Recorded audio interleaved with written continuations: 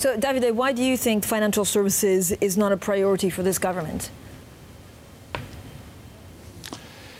I think the issue here is not so much, it's not just financial services, it's that UK, it's a service economy. We were the first industrialized nation in history, and we have now evolved to basically the third and fourth industrial revolution. And as a result, keeping 80% of the economy de facto on a hard Brexit, I think is suicidal. And the 20% soft Brexit with the fake custom unions, I don't think is going to, make much difference. As a result, one, I'll be surprised if Brussels were to accept it in the current form.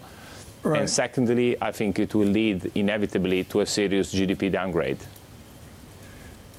Stephanie, you touched on a thing that I think is so important here with the Brexit United Kingdom focus that we've seen the last few days, which is the response of Europe. Ambrose Evans-Pritchard in the Telegraph is with you today talking about the intertwining of processes. He works through the wings of Airbus, and we've done this with our aviation team as well. What will be the response of Europe to the soap opera I've seen for the last few days? And I don't mean Federer losing at Wimbledon. I mean Brexit and all that. How does Barnier and company respond? Look, they have to, obviously, they've been waiting somewhat patiently, now rather impatiently, for the UK to clarify its position. And every time the UK tries to clarify its position, it comes up with something which, from a Brussels standpoint, is more unreasonable, or at least no less unreasonable.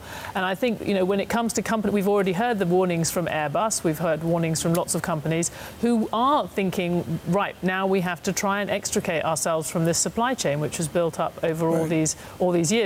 But, the other interesting point is the goods and services are, in fact, themselves intertwined. There was an example this morning about elevators. You maybe sell an elevator, you say that's a good, but what about all the servicing that goes with that elevator? That's going to involve a lot of services. So it isn't even just the clean distinction between goods and services is actually kind of messy. Davide, to the point of goods and services intertwined, so are the banking systems intertwined. I mean, just as one proxy, if Deutsche Bank was to roll over to new lows, that signals an urgency within financial Europe. Are we anywhere near that consequence where Deutsche Bank enjoys new weakness? I think financial services, in my view, had already understood it, and partly because the regulator in Europe, the ECB, had already made very clear there will be no such a thing as a soft Brexit, and simply because a regulator is a regulator. I'm here in Tokyo, we're applying for, Japan FCA, and in Tokyo, you behave like the Tokyo regulator asks you to do so. And it doesn't matter whether there is equivalence or all this fancy word, nobody cares. And so in Europe, it will be the same. As a result, as of March 19, the ECB will be in charge in Europe. And if you're not regulated by the ECB, you're not just in business, as simple as that, on the continent. And hence, I think that all the institutions need to apply and change very rapidly, and more rapidly so than they've been doing. Davide, what will be the outcome for the city if we get some sense of a harder Brexit? Well, what Theresa May has presented is de facto a hard Brexit for services, which is 80% of the economy.